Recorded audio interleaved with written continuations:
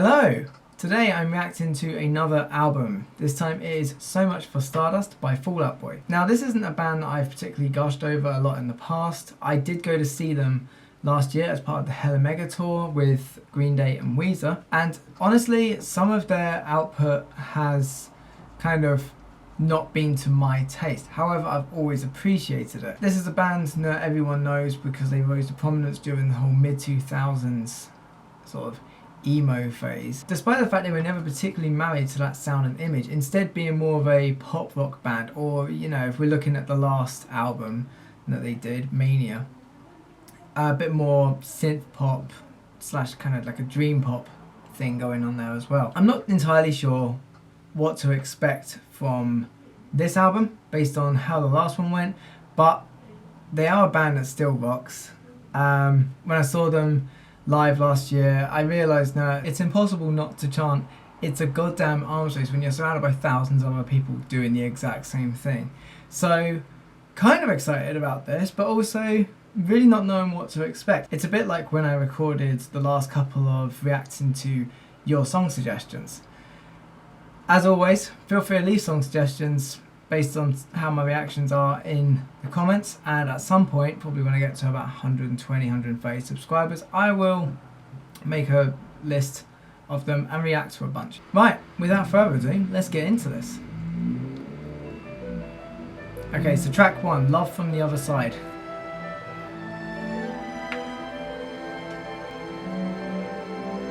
I mean, already that's different from everything else I've experienced with them, like mainstream wise. I have no idea what songs they're going to opt for as singles from this, but I wonder if this will be one of them. I imagine not. It's a good intro to the whole album though. Rich, nice strings. Okay, already this is heavier than pretty much anything they did on the last album.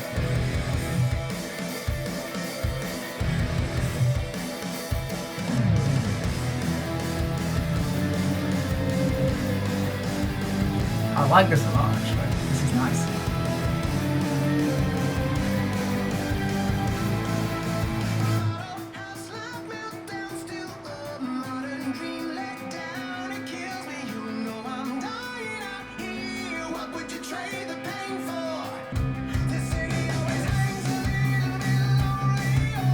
I mean, that's just like Fall Out Boy to have that kind of pumping rock sound. Just the continuous kick.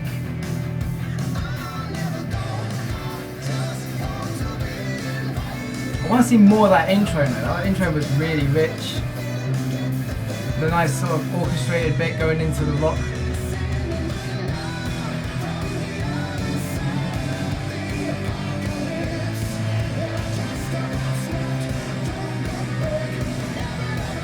It was, the whole intro was actually very different for,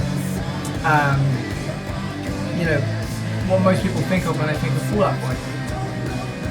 But this is very typical now. I like that piano bit, that's nice, isn't it?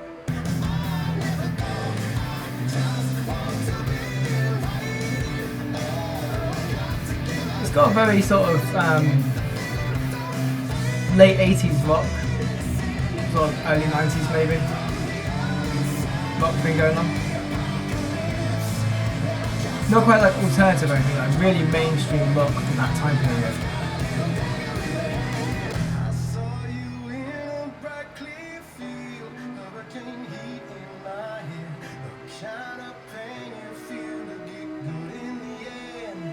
I really like this song a lot, but I was in love with the intro more than the rest of it, I've got to say.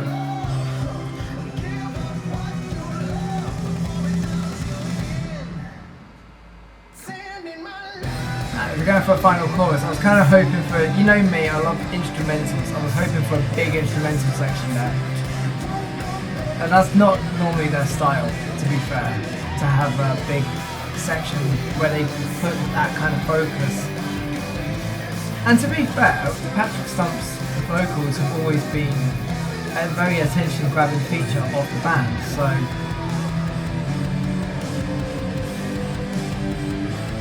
like the musical choices, the way they've written this and structured it.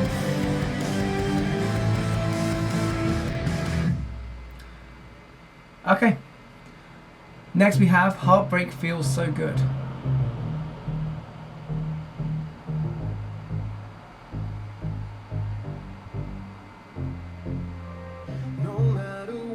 Like, so far we're getting off to a synth pop kind of introduction. This does feel much like something I'd expect off their last album. Bit of drive, man.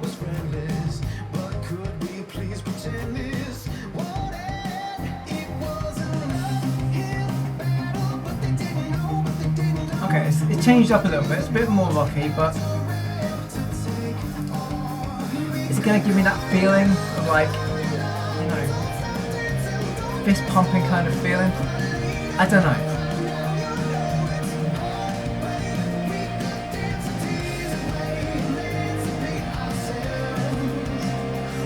This feels like pop rock by the numbers.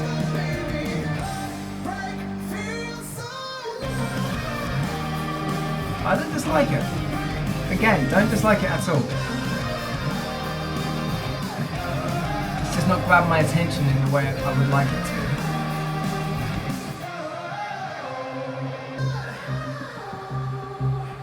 Okay, so I've just found out that this is actually one of the singles from the album. So was Love from the Other Side. So I'm happy with that. That feels a little bit like they're trying to make a statement with that first song on the album. This one, I'm not getting as much from that. It feels a bit like now, it does feel kind of like that early stuff of theirs from the, oh my god. I've got to think what the album's called. Not very into it.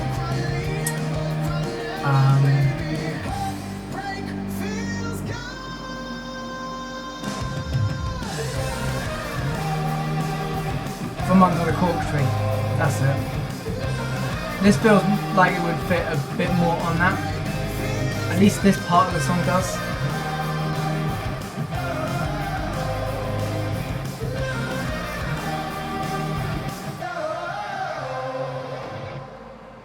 Alright. Next track, Hold Me Like a Grudge. I like the title. Kind of got a bit of another one bites the dust in that. I'm never upset with a groovy bass line, to be honest.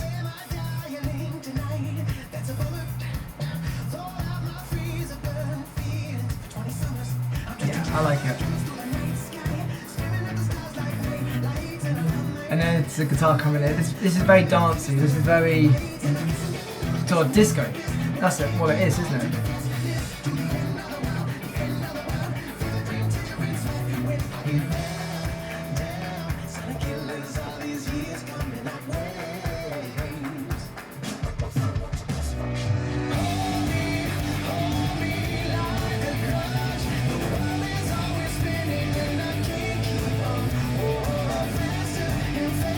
There was an interesting guitar part leading into the chorus which I really liked. I wonder if that's going to develop.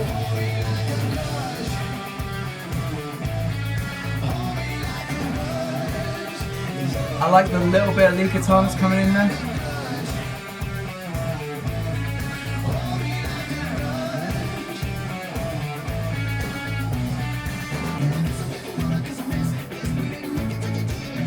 I actually like this the best so far. Hold Me Like a Grudge. I think I remember this one.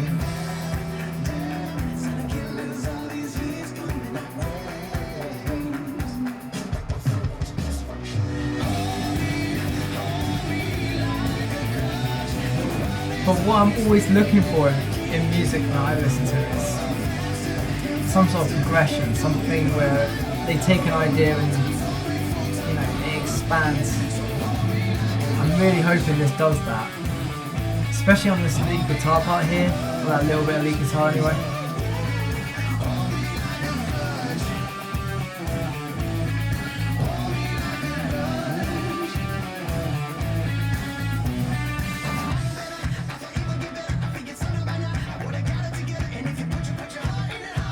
There's that sort of clapping that you get in a lot of songs from about 15, 20 years ago. I really like that bit leading into the pre-chorus. I have no idea what's going on there. It's kind of like a weird chant with guitar playing underneath.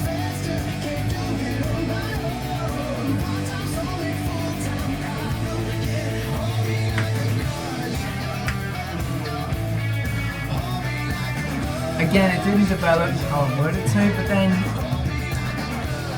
maybe that's kind of the point, and it's a taste issue.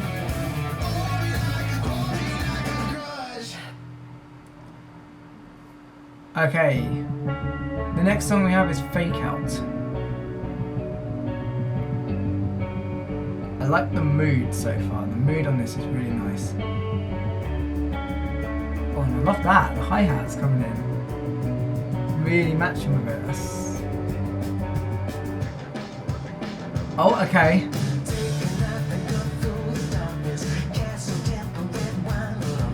It's got a bit post-punk there.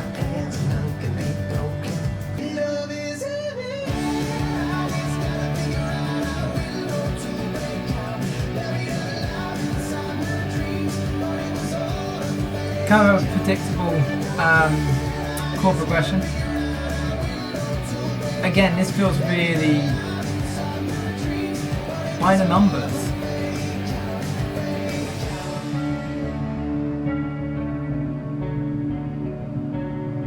If I was tasked myself of coming up with like you know, the music, I'm very bad with lyrics, but if I was tasked with coming up with the music for kind of like an 80s post-punk song, I might come up with something like this.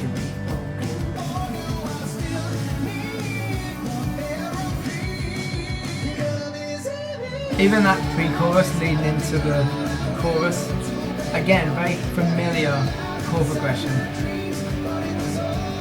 Like I don't know if it's a 6-4-1, but you see it a lot. Kind of like that C, A, E or D, B, F sharp.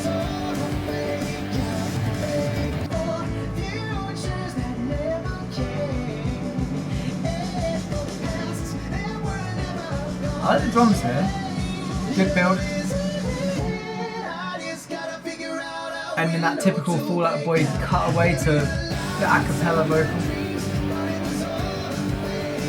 It's a nice song. It's just really safe and familiar, and yeah, I mean, there's not much else to say about it. It's just a nice song.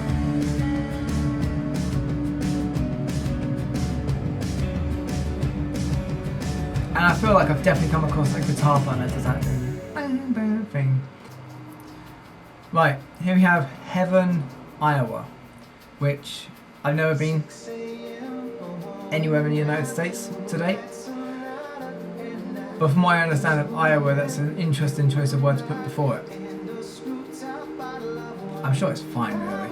I'm just going literally off what people say on the internet there.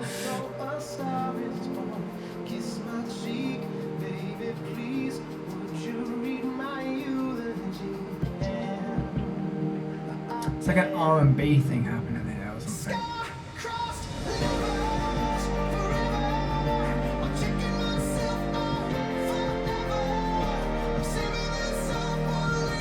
Yeah, this might fit in with like their sort of mid-era, sort of what they were doing about 10 years ago or so.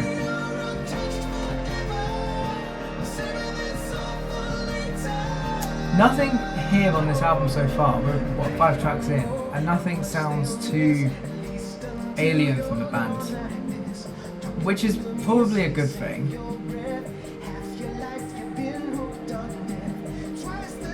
But when I mentioned earlier, that was nice, the vocal, they always have very good vocals, but when I said earlier that there's parts of their discography that isn't to my taste,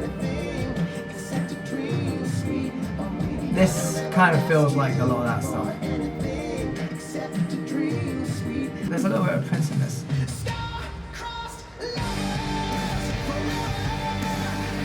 Okay, they've brought in like an actually distorted guitar here, which is really nice.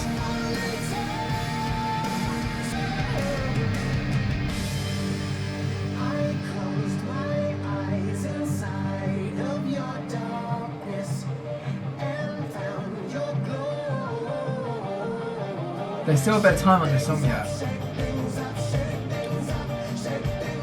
Feels like they're building to something. Are they just going to cut out to like another a cappella vocal thing, or are they going to go somewhere with this instrumental?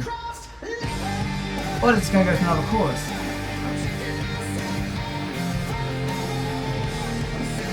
The chorus is strong. It's a good strong chorus on this. I feel like this will go down quite well live.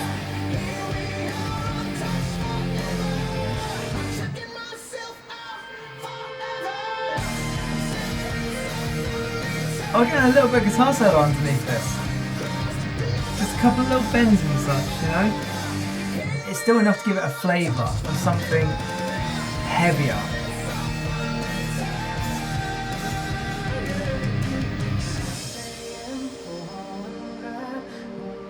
And then we go back to this ostinato.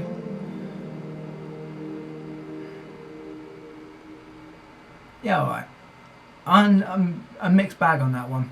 Okay, so good right now. Is it? We'll find out.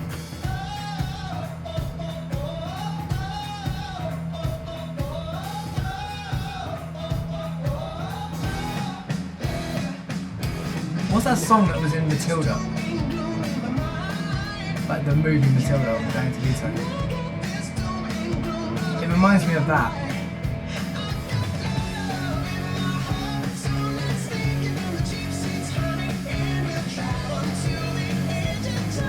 This is like a very sort of 60s pop, 70s pop kind of sound. Very bouncy, kind of doo-woppy.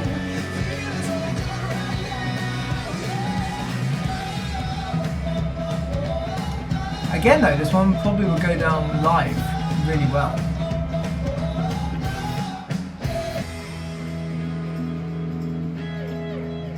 Again, that's really continuing that kind of 70s rock or 70s pop rock kind of aesthetic there. I'm talking of course about it's the descending chord progression I'm referring to there. Not so much the production. The production is very much 21st century.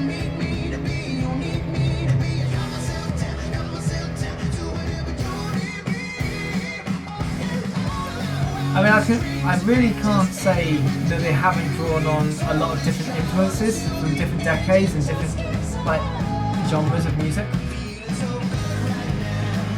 And honestly, I'm just happy to see that this album features a bit of guitar so far. I'm so basic like that. I just love those sort of rock sounds, and yeah, unsure what to make of this particular song.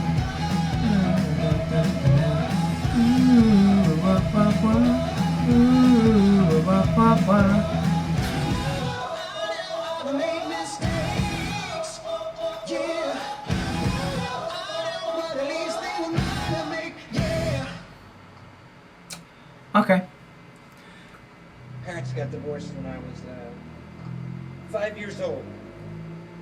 And I saw my father about 3 times a year after that. So, and when he found out that he had cancer, he decided to... This is a short track. And he gives me this big pink seashell.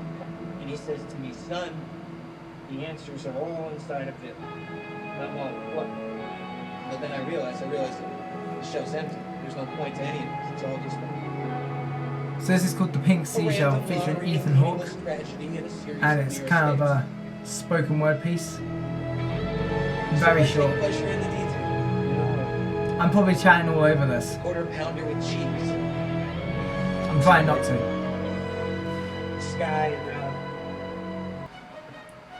Right, I Am My Own Muse. This one is. Bit filmic so far.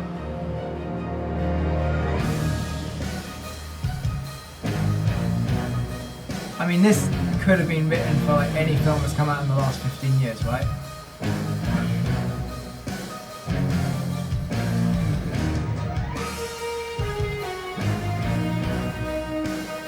A little bit Danny Elfman.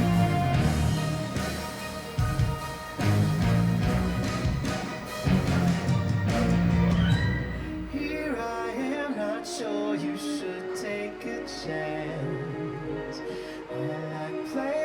This is probably the most creative song so far in this album. Is it my favourite one? I don't know, but it's definitely got something going for it in terms of its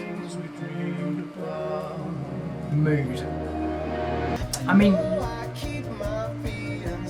if you took away the vocals, which is a nice vocal, it's always a nice vocal with Patrick's done, but if you take away the vocal, you could literally put this over so many different scenes in a movie, I feel. Especially this part.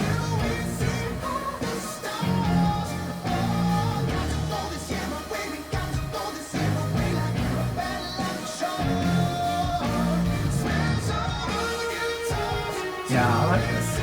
I do like this. Yeah. I'm just like, I'm not sure it's my favourite one. There were some really good songs at the beginning of this album, but nonetheless, it is really interesting.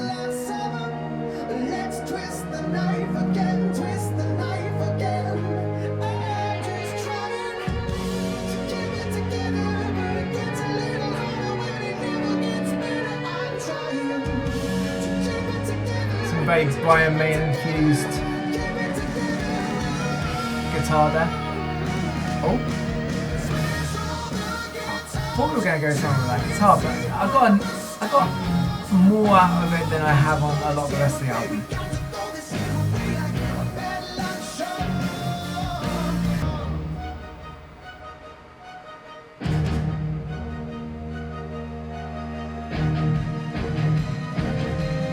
It's going to build right up and then it's going to cut out. So filmic. Literally, it's like a movie soundtrack. Okay, Flu Game, this one.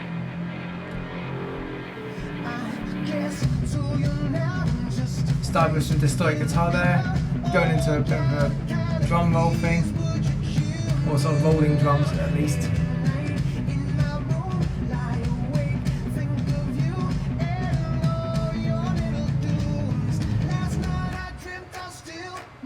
There's a little bit of dance in this, isn't there? At least in terms of its kind of energy. Not so much its sound or like anything to do with the composition of it, just the whole sort of energy of it.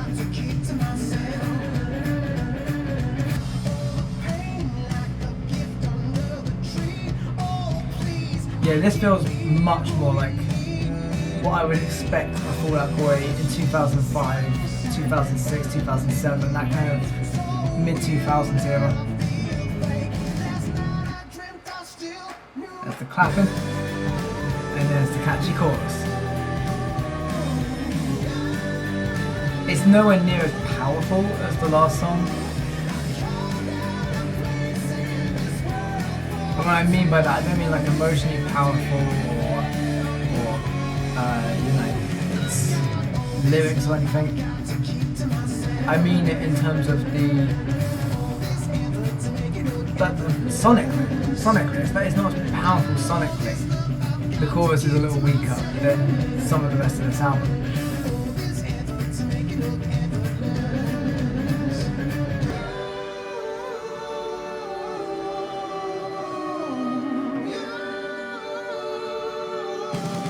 I like the use of the choir sound there. And then we're going to this halftime guitar led part. I like that too, that's really interesting. It could be that this song comes alive in its last minute.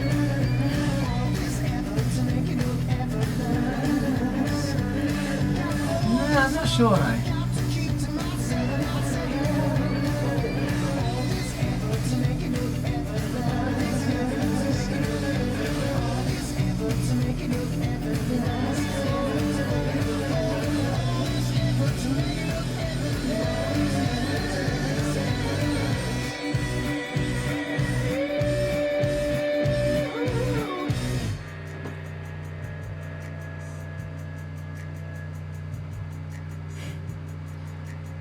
I always quite like it when a song ends and then there's some other thing happening at the end underneath. Like Baby Annihilation. With crocodile tears, too many to count. So another 1 minute spoken word piece. Washing your love, falling in and out. Time is luck, and I wish ours overlapped more, or for longer, under your spell. We look at something like the Pink Seashell or I Am My Own Muse, and then this. His palace was crystal, but the world was a cruel show. I really do like how they've utilised that kind of soundscapey type of film soundtrack. You know, creating scenarios as opposed to just songs. That's interesting. It's not the most powerful parts of the album though, still. Right, the Kintsugi Kid, 10 Years, this is called.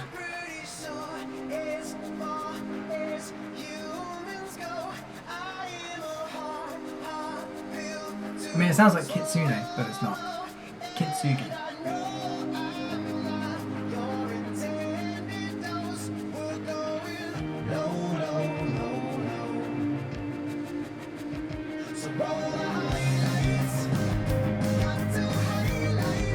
For once, I was actually kind of hoping that would continue with its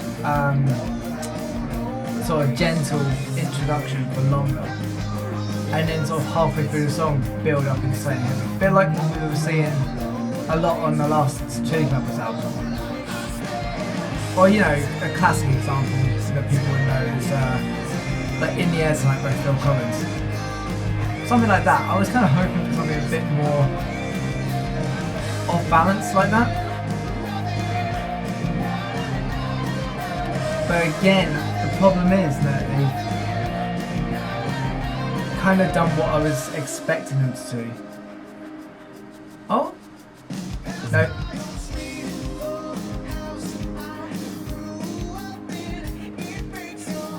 It kind of toes the line of what I want it to do and what I'm expecting it to do. It never quite goes over to either fully. In fact, I can say that as the whole album so far. It's very 80s, it's very filmic. It references different time periods of their own career as well as others. Overall, the whole thing just feels very tame. And that sounds like an insult. It's really not, because, as I mentioned before, it's a very solid band. We've got some lead guitar here. Or at least a lead guitar ostinato. That might be keyboard actually. Whatever it is, it's very processed.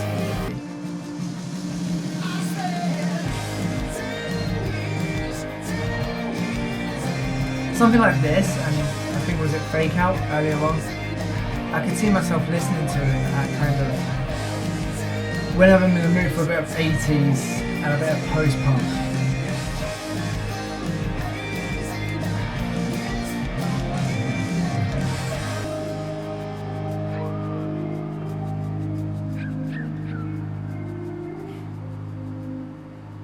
Okay then. Some sort of yapping at the end there. What a time to be alive. Wow. I love this.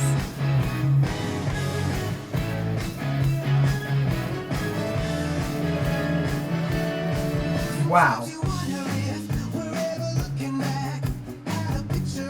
It started like something from 80s anime and then went into something a little bit more Daft Punk.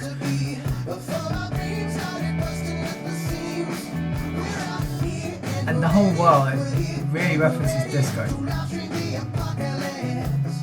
Oh! What's that song I'm thinking of? I think it's Ready Steady Go by L'Arc-en-Ciel. It's kind of got that do. Oh no, is it Melissa? It's from Fullmetal Alchemist. That's what this reminds me of. The song Melissa.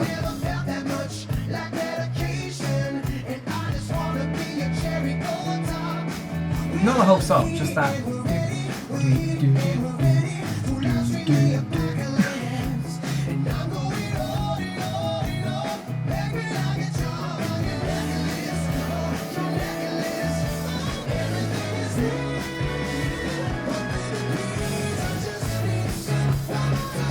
I'm really enjoying this one. This is a song that puts a smile on my face. Not for the reasons I would like it to, but I like it. It's very, very infectiously catchy and upbeat.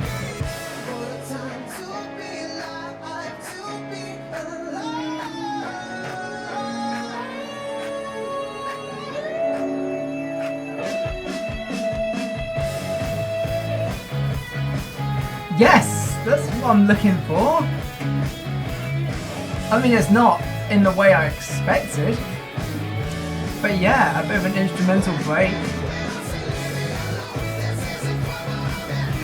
Okay, I think I found my favourite song on the album.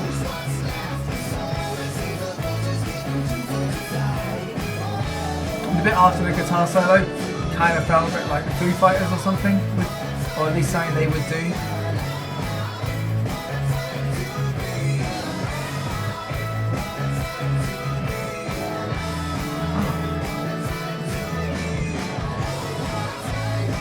Yeah, okay, I like this. It's putting a smile on my face for a lot of reasons, and yeah.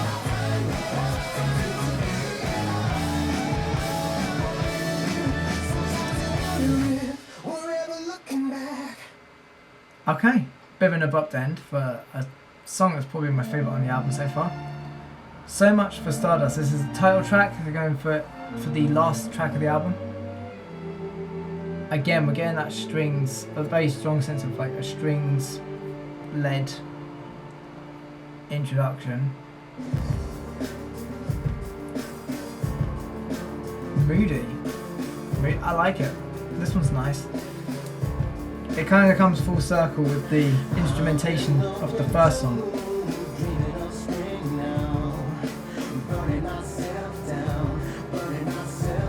But we're seeing a lot more of that moody piano playing.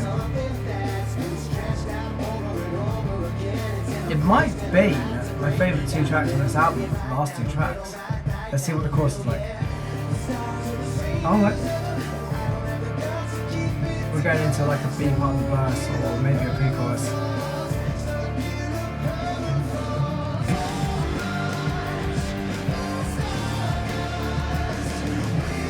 The drums are really rich here.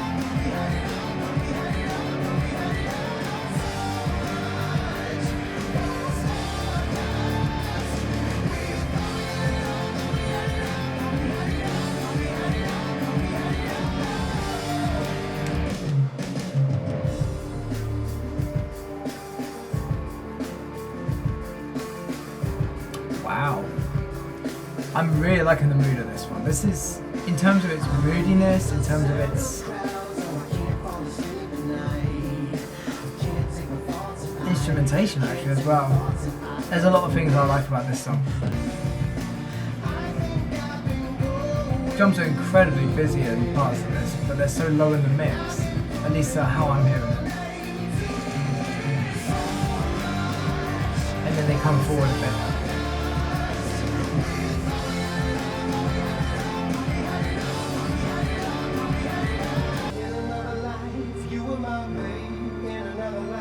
I like the return to our strings.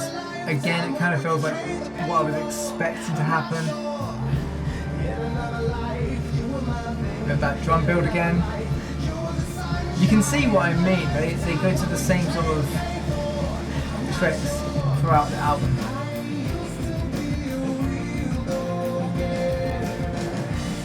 And it's not like other bands don't use tricks themselves and go through the same kind of thought processes. But there are tricks and thought processes that I prefer than some of the ones that are used on this album. Again, they're very solid songs, and I think this is where we have a divergence between different fans of music, because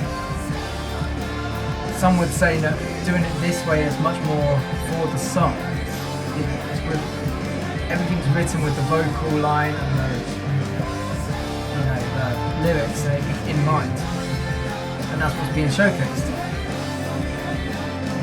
But I think there's room for other bits.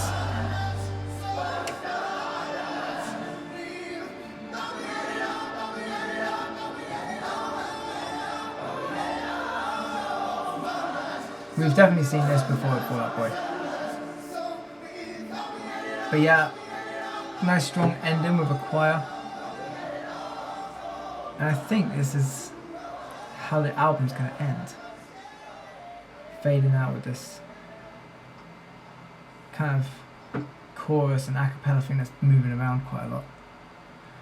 Overall, really fun. Definitely the last two tracks on the album are my favourite. Yeah, What a Time to Be Alive and So Much for Stardust are pretty much the best songs on the album for me. It begins strongly with Love from the Other Side and Heartbreak Feels So Good. And then it kind of dips in the middle, so it's an interesting mix of what I like to see from Fall Out Boy and what I was kind of hoping they'd move away from a little bit more, away from certain safe territories. I sound and feel like I'm crapping all over this album, like as if this wasn't, a really nice thing to listen to. That's really not the case. It's a very solid band, and I feel like I now have to defend what I'm saying. I hope you enjoyed this reaction. Let me know in the comments if you kind of had the same feelings as me, or if you had completely different feelings. If you want to have an argument with me and it's, respectful and academic, then I'm happy to have it. Maybe it's just that Fall Out Boy aren't a terrible band at all by any stretch of the imagination, but maybe not the band for me to get the most from. In any case, it was a lot of fun to listen to. I've really enjoyed this album, and I'm looking forward to seeing what other people have got to say. As I say, let me know what you think. Please like this video. Feel free to subscribe to the channel for more music content like this, occasional covers, other discussions, as well as retro gaming content from sort of my childhood and whatever else I might feel like chatting about. With all that said, have a good one.